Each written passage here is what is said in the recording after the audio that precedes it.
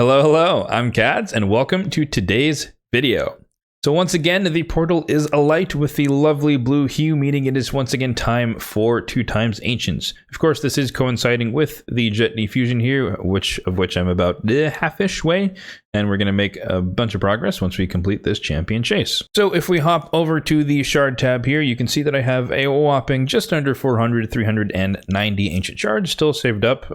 This is a little bit of gains, maybe like 20 or so, since the last poll session we had for the Pogo event. So I've gained about 20 or so ancients. And of course, I do feel that I must reiterate it every time that yes, these are 100% free to play obtained, including the voids and the sacreds. I just save them over time, and I don't pull them unless there's a really compelling reason to do so. So if we hop over to the Champion Chase tournament here, we can see that our target, as always, as the Tome Chaser that I am, is 3,000 points. Obviously, the Fragments only require 2,500, but if I'm going to do 2,500, I'm definitely going to get to 3,000 because that's a little bit more, even if I have to pull mysteries, and 3,000 gets us a Legendary Tome, which I am in dire need of always at all times. Now, in this case, I'm not necessarily looking for a Legendary from the subset of pulls that we're going to do today, but I wouldn't mind getting one. However, I'm more interested in getting a good epic return rate, more so just to make the points a little bit higher on average. So that is the goal for this session at least. As usual here, I do like to pull up my Mercy tracker that I use. Again, you can always use RSL Helper or other such tools, but I prefer just a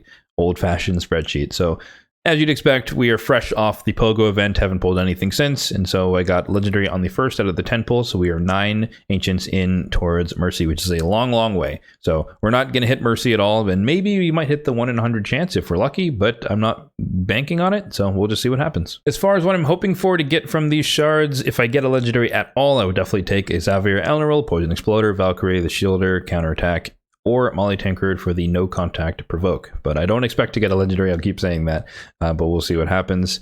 As far as epics are concerned, I actually got relatively lucky recently. If you've watched my videos, you know that I pulled Wyronon the Silken, as well as Delaja, as well as Doc the Pierced, so that's like 3 out of the 4, or well, 3 out of 3 at the time on my list for non-void epics. But I did add one to the list, and that is the new guy for the Sylvan Watchers, and that is Crowden the Blue here, who's basically tailor-made for Fire Knight hard mode, so I wouldn't mind getting him, maybe messing around with the first few stages, but he'd also be pretty useful in Faction Wars as a CC champion. Really quickly, on the A1, it's a 3-time hitter with each with a chance to freeze, pretty reliable-ish enough for a hard mode Fire Knight. Then he has an AoE here that hits 2 times, and each hit has a chance to freeze. So again, between the A2 and the A1, you basically have 5 chances to freeze, which is pretty hefty. And then to enable that even better, he has a increased speed and turn meter fill on a 3-turn cooldown. So we can cycle really, really well along with his passive, where every time he places a freeze, he gets 5% turn meter. So definitely on the desirable list for Faction Wars and potentially for hardbound Fire Knight shenanigans in the future. All right, so without further ado, let's get into the pulls. I do have 70 spaces, and hopefully that's all it's going to take, because I honestly don't have any more room for champions, especially after the Pogo event. I have a lot of rares that are going to be used as chickens. So hopefully that's enough space. We've definitely got just barely enough cash after the artifact enhancement, and you know what? This time, we're going to bring the luck. So let's get into the pulls. So as usual here, we are going to try and keep track of our points along the way. Who did we get? Oh, Skull Lord Vargal, the third. I think that's the third one that I've gotten. I mean, it's a new legendary, I guess. That's something. But yeah, that was 1,000 points there. So we're already 1/3 of the way there to the tome. I'll take that. Yeah, Skull Lord Vargal, we've seen him a couple of times. He's decent. He's relatively reliable with the provoke on a for 1 turn duration on a 2-turn cooldown, so he can be pretty nice in Hydra if that's what you need, if that's only what you need him to do. He can also kind of double as a mischief tank because he does self buff with the strengthen, and then he also does bring decreased attack AoE, so pretty useful. Hit reduction on the A1, and he could get maybe like 50,000 hits if he gets super lucky with this repeating the skill, which is kind of funny to see sometimes in action. But yeah, decent champion, but for me, not the most useful, but he will join his brethren, or his kins, in the Faction Guardians. So aside from the legendary, Drake is relatively underwhelming as an epic, doesn't really not much to say about him. Melga Steel Girdle, though, definitely good because she is a reviver for the Dwarf faction. So if you need her for Faction Wars, she can definitely do the job. I run mine in my team, and she is unbooked. So you don't necessarily need to book her out, depending on how often you need her to use the revive. So 1,000 points in. The goal is 3,000 points. Let's keep it going. I don't think we're going to get another legendary, but, you know, anything could happen. I wasn't expecting one at all. We got Lich, decent turn meter suppression on one of his abilities. Dark Elhain, pretty cool with her passive being an anti-freeze champion, and I do use her for torment, stuff like that. And Woosgar, one of the newer champions, I believe. He has some, like, healing here, some healing here again, a counterattack on himself, and then he puts reflect damage and shield up. I don't know. He's kind of underwhelming to me. I don't really know if he does much. I mean, he can heal a bunch on the A1. It is a 4-time hitter, so maybe he's kind of cool for Fire Knight if you need some way to help break the shield and heal your team back up. But that's about it for that. So as far as rates are concerned, we're doing excellently. We're already basically at 2,000 points, and so we just need one more 1,000. So another solid 10 pull, and we're basically done. And we get to save a bunch of ancient shards, which I would not mind. But let's see, we've pulled 20. This is the next set where we're going to hit 30. Basilisk, decently hard-hitting AoE on the A1. Kind of good for Faction Wars if you need him in a stun set, or maybe the Epic Lizardman Secret Room. We can definitely do that job. 2,300 points, and let's keep it going. This will be 40 shards once this opens up here. So hoping for, again, for some decent amount of epics. Looking like an all blue. Nope, okay, saved by the bell, saved by the Seneschal. Somewhat, I don't know, underwhelming in my opinion. He can place provoke, which is nice, but it's on a 4-turn cooldown, and I think, yeah, 100% chance. Look at all those books.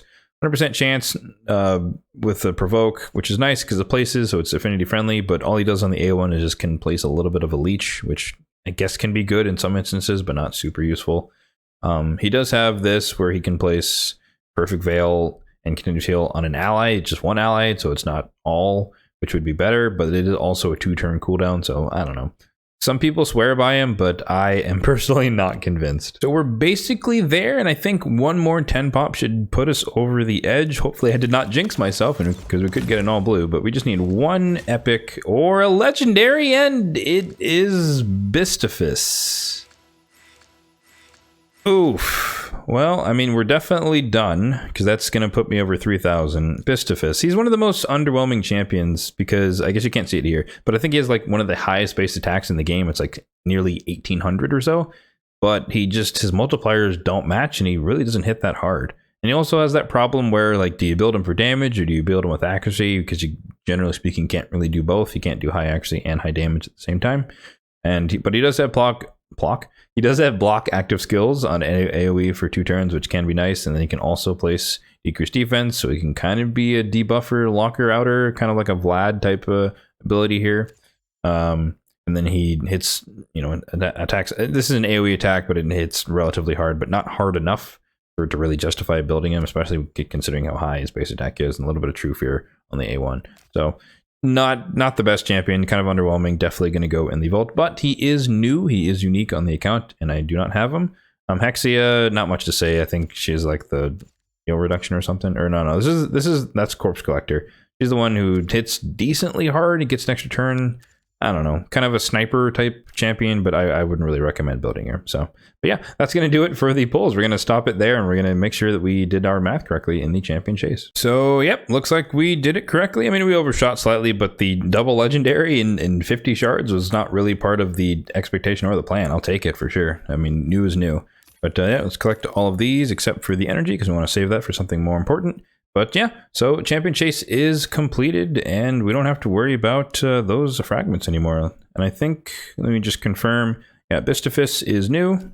So that's one of the red dots here, and then the new epic should be the other one, yes. So there's a couple of red dots, so a couple of new champions for me on my account. Alrighty, so that's going to do it for today's video. This one's going to be short and sweet and to the point. So as I did mention, we do have our third dupe of Skull-Lord Vargal, so we're going to throw him in there. And so maybe if I pull a fourth one, if I'm super unlucky again, we get 10% attack on our Lizardmen a legendary champion, so maybe that'll be useful. As always, if you enjoyed the video, then be sure to hit that like button down below, as well as subscribe to the channel for more content like this one. You guys did get me, as requested, you guys did get me all the way up to 600, so we're 400 subscribers away from the goal of 1,000, so if you want to help out, then again, hit that subscribe button down below.